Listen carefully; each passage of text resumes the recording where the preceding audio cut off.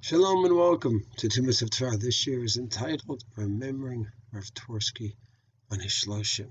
Last night was the Shloshim, Monday night. Tuesday, Parshat Kitisa, Tavshin Pei Aleph.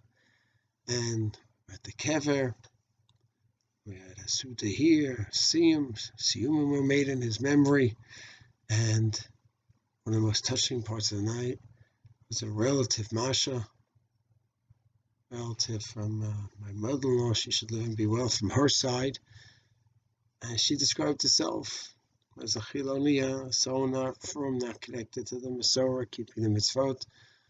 And she talks about how this giant, when they first met him 23 years ago, saw as this Hasidic man, and they just felt that they need to physically, spiritually, emotionally, practically just stay far away from him. And they didn't know who my mother-in-law married. It was just my mother-in-law's cousin, and they knew each other for decades and decades, and all of a sudden she's marrying this Hasidic man. And that was almost 25 years ago when they met.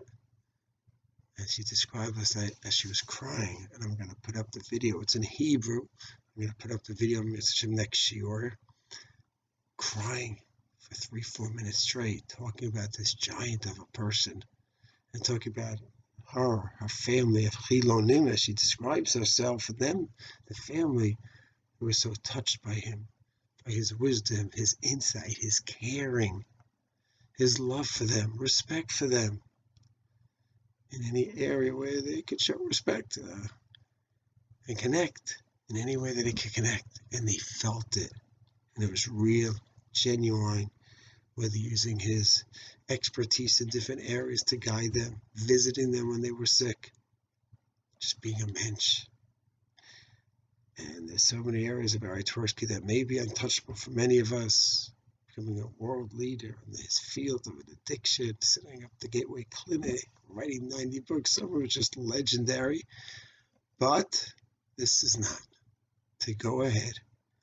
Every one of us who's religious, whatever kippah we have, whatever tichel we have, anyone who's religious represents Judaism, or if we are kind and sweet and sincere to those of us who are not connected to the day-to-day life of the Masorah, we could touch them.